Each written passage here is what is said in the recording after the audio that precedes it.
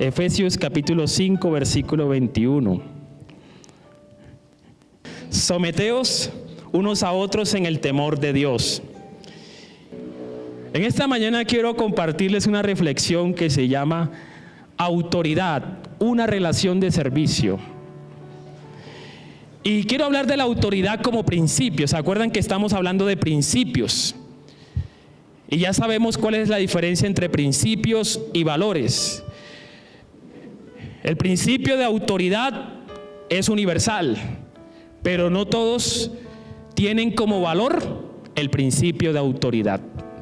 ¿Sabe que el mundo de hoy no cuestiona este principio en gran manera?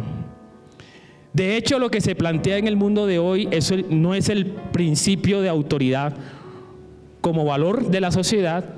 Lo que se plantea es el valor de la anarquía. El valor de la anarquía. ¿Y qué significa la anarquía? Ausencia de autoridad. Ausencia de orden. Ausencia de principio. Y ese es el lenguaje de la sociedad contemporánea. Promueve la anarquía entre la juventud, promueve la anarquía en la niñez y quiere que la anarquía se vuelva un valor constituyente de las familias modernas. Y lo más interesante es que este valor se vende, el valor de la anarquía, en nombre de la libertad, bajo el argumento de que cada ser debe ser autónomo. ¿Qué significa autónomo? ¿Sí? Que cada uno se rige según su criterio y no según el criterio que otro le ponga. Y si usted analiza, por ejemplo, los programas de entretención infantil, los programas de entretención juvenil de los medios de comunicación, usted va a encontrar ese lenguaje, el lenguaje de la anarquía. Y esto se hace en nombre de la libertad porque usted es libre. Y como usted es libre y como esta sociedad es libre y democrática, usted tiene derecho a hacer lo que usted crea. Y a eso le llaman autonomía. Hay un sociólogo llamado Max Weber que a comienzos del siglo XX definió la autoridad. Y definió la autoridad como la capacidad y la facultad que se tiene para ejercer el poder. Y el poder entendido como una relación de dominación. Pero cuando uno filtra esto desde la perspectiva cristiana, estas nociones de autoridad, la autoridad y su definición cambia. Me atreví a escribir una definición teniendo en cuenta la perspectiva cristiana. Bueno, desde el punto de vista cristiano, la autoridad es la responsabilidad que se tiene para administrar el poder delegado por Dios. Y si el poder viene de Dios, había que interpretar qué es el poder desde la perspectiva de Dios. Mire, en una ocasión los discípulos querían poder. Y cuando Jesús les dijo, mire, a mí me van a matar, pero después voy a resucitar y entonces estaré en mi reino. Entonces los discípulos se les abrieron los ojos. Uy, hermano, y por ahí se le adelantaron dos discípulos a Jesús y en secreto le dijeron, Señor, cuando tú seas rey, acuérdate de darnos dos cargos de poder, uno a tu derecha y el otro a tu izquierda. Entonces Jesús aprovechó y les dijo a los discípulos, a todos, bueno, y también dice la escritura que los demás discípulos ¿cómo se pusieron? Pero no se pusieron bravos porque estos dos eran imprudentes. Yo pienso que se pusieron bravos porque estos dos se le adelantaron a pedir cargos. ¿Cierto? Eso es lo más probable. Así que Jesús dijo, vea, dejen de discutir, y les dijo a los discípulos, miren, en este reino mundano, en este reino romano, Porque yo me imagino que los discípulos habían visto el gobernante romano bien vestido como yo, gracias, muy amable por los piropos, con su armadura y su caballería y con su espada llegando a cada municipio, a cada pueblo, a cada aldea, y todos rindiéndole pleitesía porque es la autoridad romana. Yo creo que los discípulos se habían visto ese poder y ellos querían tal vez ese poder cuando Jesús dijo que Él establecería un reino. Entonces Jesús les dice, mire, el poder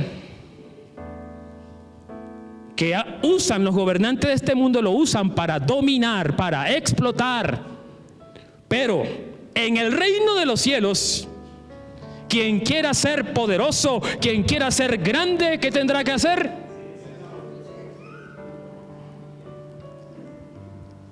Hacer carrera administrativa, ¿cómo? La que hacía un esclavo de la época: servir. Así que el poder desde la perspectiva cristiana es el poder no para someter, no para dominar, no para explotar. El poder desde la perspectiva de Cristo y del reino es el poder para servir, y servir con su propia vida. Como ministro del Señor, cada día lucho y me esfuerzo para seguir ese camino, porque creo que ese es el testimonio que necesita el mundo hoy. No necesita pastores anclados en el cielo, necesitan pastores que sean accesibles, que sirvan a la gente, a los necesitados, a quien requiera algún consejo tal vez. Así que cualquiera que anhele ministerio eclesiástico, tenga en cuenta que el camino no es el prestigio, el camino no es el estatus, el camino se llama servicio. Y es con el servicio que uno engrandece el nombre del Señor aquí en la tierra, y es con el servicio que uno engrandece todo ministerio que tengamos delegado por Cristo. Con esta lección de que el poder es servicio y la autoridad se ejerce y se administra para servir, Jesús en la última cena, ¿qué hizo?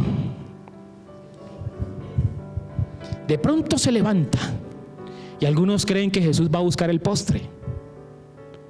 No, se levanta y Jesús se ciñe una toalla, se ciñó la toalla, comenzó a decirle a los discípulos: señores, quítense las sandalias. Y de pronto se levanta el que siempre se levanta. ¿Quién? Pedro. Es que yo soy el líder del grupo. Yo soy el líder del grupo. A ver, Jesús, ¿no te parece que eso es una vergüenza? El Rey de Reyes y Señor de Señores no tiene por qué hacer eso. Porque eso, ¿quiénes lo hacían? Los esclavos domésticos, los esclavos domésticos. Así que era una vergüenza para ellos que su maestro y que su rey hiciera el trabajo de un esclavo doméstico. Entonces Jesús le dijo: Pedro, si no permites que yo te lave, entonces no eres parte del reino. Así que Pedro tuvo que aprender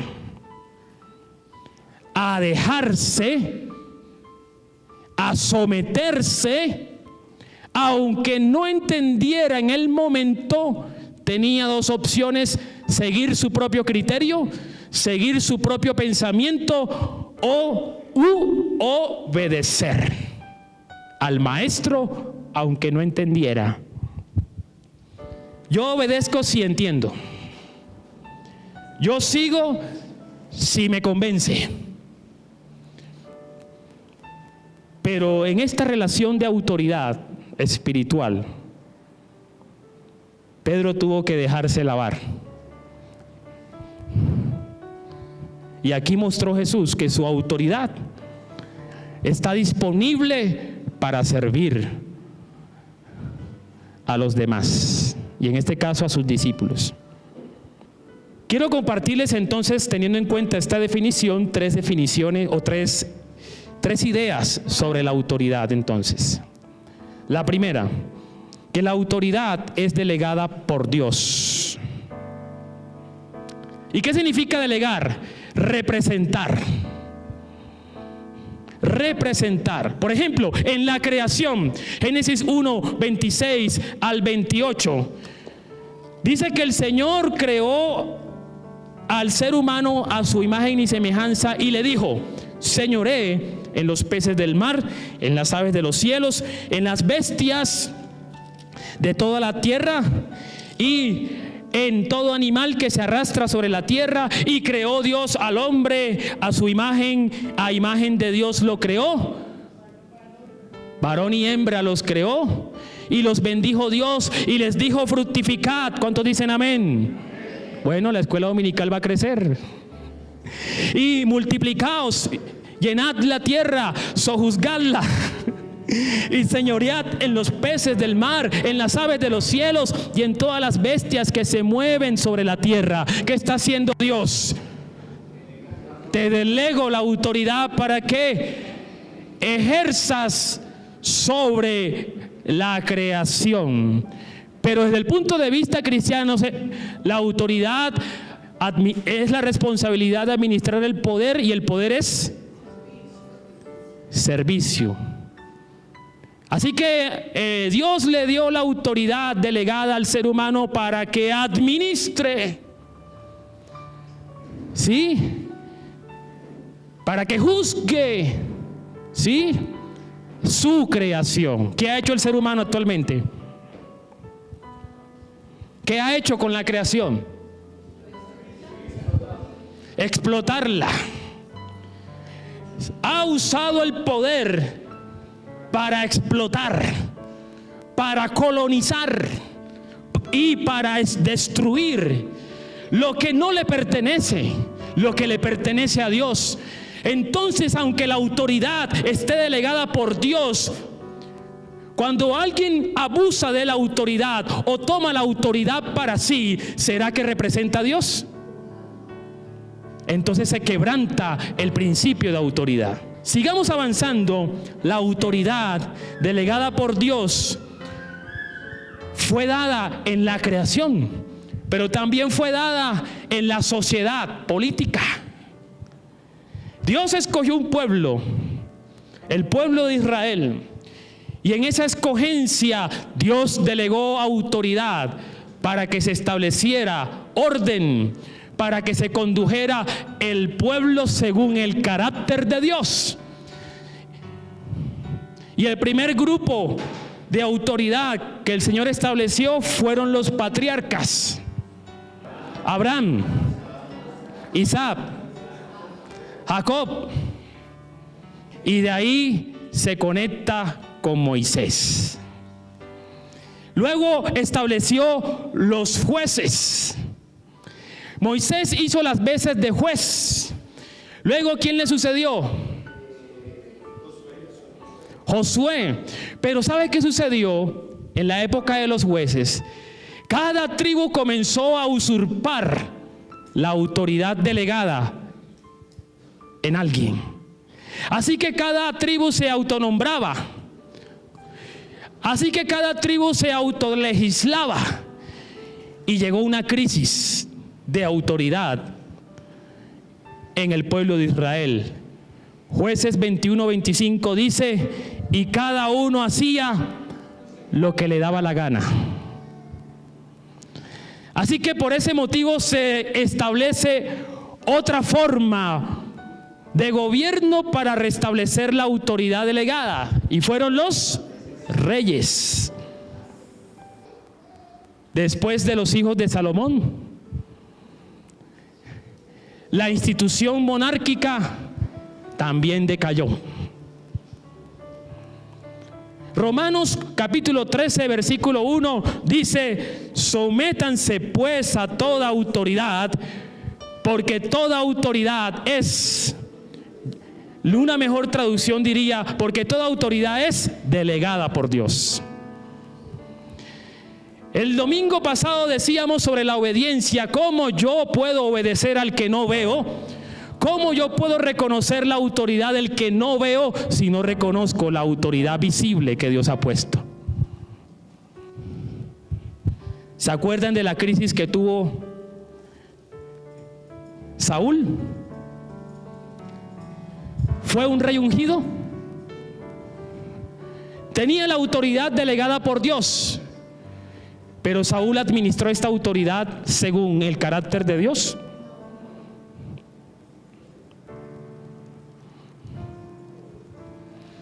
Así que el Señor escogió a otro, David. Y David tenía el corazón conforme a la voluntad de Dios, mientras que Saúl tenía la musculatura conforme a la expectativa del pueblo. Así que la gente se fijó en la apariencia, la gente se fijó en la capacidad humana, pero Dios se fijó en el corazón de David. Y eso a veces pasa. A veces uno como pastor comete un error de dejarse vislumbrar por los talentos y las capacidades de las personas. Pero hay que mirar carácter, hay que mirar corazón, porque eso es lo que engrandece la autoridad delegada por Dios. En el caso de David, él también fue ungido. Pero mire y nótese cómo David, ¿qué hizo con la autoridad de Saúl? ¿Qué hizo? Fue a donde Saúl le dijo: mira, yo soy más espiritual que tú, y a mí Dios me escogió y me ungió, así que de aquí en adelante tú te quitas del trono y yo soy rey. Eso hizo David. Cuando vio a Saúl por allá tomando la siesta y David logró verlo, ¡wow!, comenzó a armar su fusil y dijo: esta es la oportunidad, porque él me quiere matar, entonces yo hago la avanzada primero. Eso hizo David. ¿Qué dijo David? David reconocía la investidura y la dignidad y la autoridad que había sido delegada por Dios, a pesar de que Saúl no lo administrara conforme a la voluntad de Dios. En la familia también el Señor, de acuerdo a la orientación bíblica, ha establecido un orden de autoridad. Es importante que el principio de autoridad cimente las relaciones familiares. Del esposo respecto a la esposa, la autoridad que Dios le ha dado al esposo en el hogar tiene un propósito. Nótese que hoy en día algunos anclados, algunos que cimentan sus actitudes o sus maneras de tratar a su esposa en el machismo disfrazado con este mensaje, con este versículo, usan la autoridad y exigen que su esposa se someta después de haberla ministrado con 2 puños en la cara. ¿Usted cree que ese es el principio de autoridad de Dios? Y supongamos que no hay agresión física, pero tal vez hay 2 puños espirituales y simbólicos con palabras que denigran y que ofenden. ¿Usted cree que esa es la autoridad delegada por Dios? ¿Qué está sucediendo con este esposo? Está quebrantando la autoridad que Dios le dio. Y cuando se habla de que la responsabilidad es delegada, es que esa autoridad delegada debe ser correspondiente con aquel que se la dio, con el carácter de Dios. Y es triste escuchar y ver cómo en hogares que manifiestan y confiesan que son cristianos hay maltrato del esposo con la esposa, argumentando de que en definitiva la esposa tiene que someterse porque la Biblia dice. Por eso, si el esposo tiene una autoridad, debe ser correspondiente con aquel que se la dio. ¿Quién se la dio? Entonces, ejércela como si Dios lo estuviera ejerciendo. Y yo creo que Dios no pega. para destruir. Miren, a veces uno cree que en los hogares del mundo, que tenemos que salvar los hogares del mundo. Yo creo que hay que comenzar también salvando los hogares de la iglesia. Por eso hay que volver otra vez a la palabra. La autoridad no es para destruir. Esposos, ejerzan la autoridad ¿con qué? Amando. Entonces no es que porque te amo te aporreo. Eso es mentira. Mujeres que están siendo golpeadas, eso es mentira, eso no es amor. Eso se llama manipulación. Entonces, cuando se quebranta la autoridad, ¿cómo una esposa se va a someter? ¿Cómo una esposa va a respetar a su esposo si la autoridad está quebrantada? ¿Cómo una esposa va a honrar a su esposo si el esposo quebranta la autoridad cometiendo infidelidad? Usa la autoridad de Dios, pero no la usa para servirle a la esposa, para ministrar a su hogar. La usa para servirse a sí mismo, yéndose con una prostituta, cometiendo infidelidad con una compañera del trabajo. ¿Qué es esa autoridad delegada por Dios? Es para eso. Y después llega a la casa diciendo: es que usted me tiene que respetar porque yo soy el varón de la casa, yo soy la autoridad puesta por Dios aquí. Pero usted la ha quebrantado, usted la ha quebrantado. Y cuando se quebranta la autoridad, viene aquella frase que dice: es preferible obedecer a Dios antes que a los hombres, porque ese hombre ya no representa a Dios, ha quebrantado la autoridad. ¿Qué dice sobre la esposa? Mujeres, casadas, pero dígalo, están sujetas a su esposo. Quiero hacer una aclaración aquí. ¿Qué significa esto de sujeción? ¿Significa esa relación que hay entre el dueño de una mascota? ¿Significa eso? ¿La sujeción? Quiero ofrecerles una traducción, otra alternativa de traducción, porque este pasaje ha sido muy utilizado para hablar de la sujeción y disfrazar el machismo. Una cosa es que el modelo de familia cristiana sea patriarcal, y otra cosa es que la familia o el hogar esté cimentado siguiendo el modelo machista de la cultura. Eso es diferente. Si usted escucha los debates en el Congreso y en la Corte Constitucional, lo que se está recriminando es la familia patriarcal, pero están confundiendo que el patriarcado es machismo. Y desde el punto de vista cristiano, el machismo es la cultura corrompida que hemos heredado, pero el patriarcado o la familia o la autoridad patriarcal es otra cosa. ¿Me hice entender? Entonces, cuando habla de sujeción, habla de reconocimiento de su esposo. ¿Y qué significa el reconocimiento? Honra, respeto, dignidad. Pero cuando la autoridad que se ejerce conforme a aquel que la ha delegado. Y mire, en el pasaje que hemos leído, ¿qué dice? Esposos amen, esposas sujétense, pero dice algo, ¿cómo qué?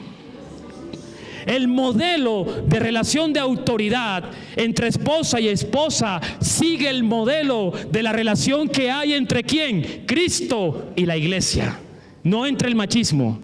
No es el modelo, es la relación de Cristo y la iglesia. ¿Cómo se sujeta la iglesia a Cristo? ¿Se sujeta por miedo? Porque si su fe está basada en el miedo, revísela. ¿Usted cómo llega a Cristo? Porque el pastor le dijo: acepta a Cristo.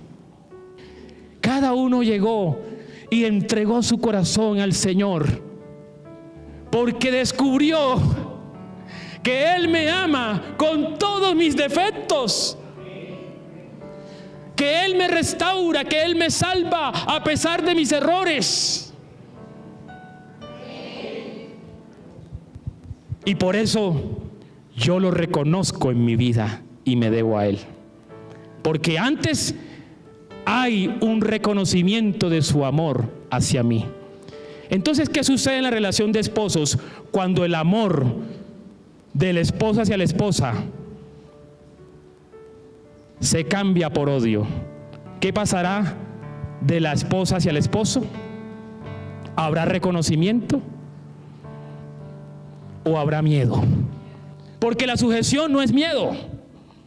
La sujeción es un reconocimiento producto ¿de qué? De amor. Y a veces la psicología femenina quiere también justificar el machismo. Porque el machismo no solamente es de los hombres. Hay mujeres que justifican el machismo psicológicamente. Es que si no nos movemos, me pega. Entonces yo soy obediente. Recuerden que no es una relación entre un dueño y una mascota. Usted no es una mascota. Usted es imagen de Dios. Ustedes han visto esa propaganda. Me estoy deteniendo mucho aquí, no sé, pero sigo la orientación del Espíritu. Ustedes han visto esa propaganda que la mujer dice: papito, como si él fuera el papá. Él es el esposo. Mi amor, bueno, está bien, mi amor. Eso es mejor. Pero mire cómo en la cultura se arraiga el machismo, ¿no? Papito, mi amor, quiero estudiar. Ya los hijos, quiero estudiar. Porque ella dejó de ser, dejó de crecer por dedicarse a los hijos. Y ahora que los hijos no están, ella quiere estudiar. Entonces, ¿han visto la propaganda? No. ¿Qué dice el señor o el esposo?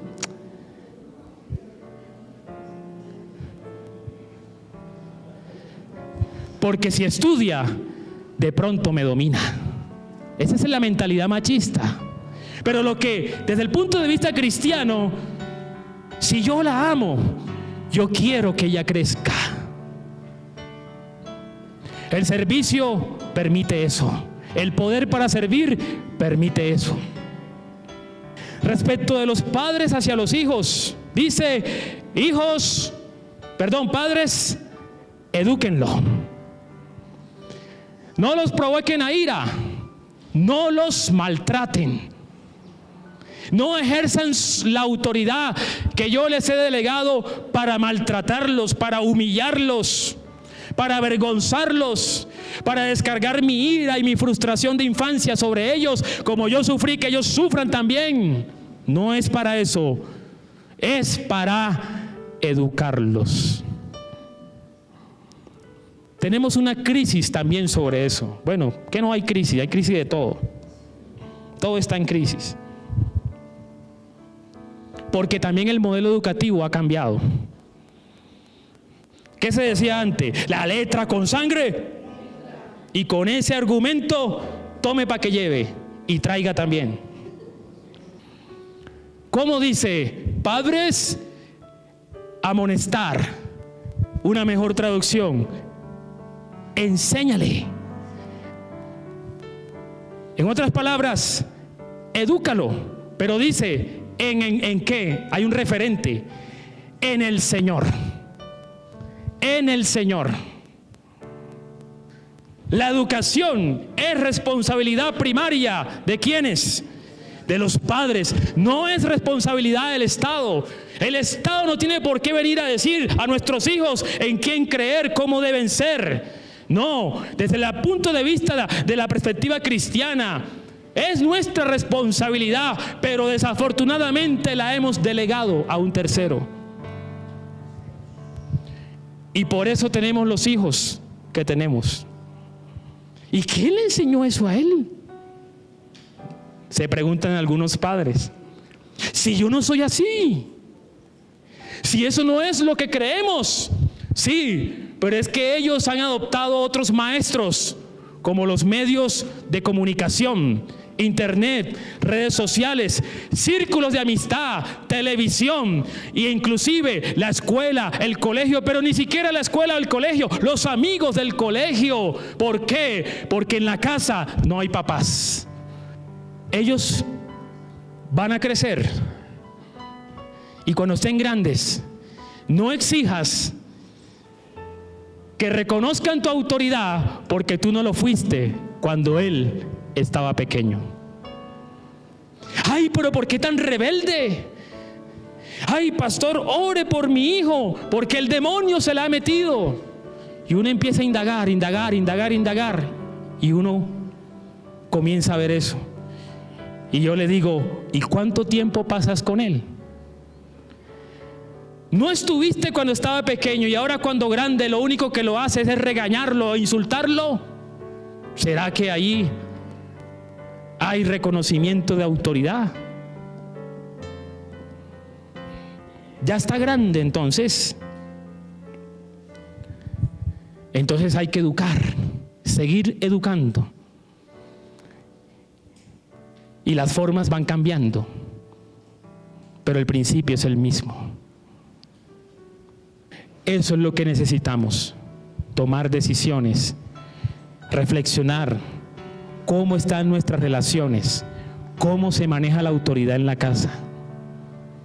Ya sabemos que tenemos un modelo, el modelo entre Cristo y la iglesia. Sigamos ese modelo. ¿Cuántos dicen amén? Oremos entonces por esta palabra en esta mañana.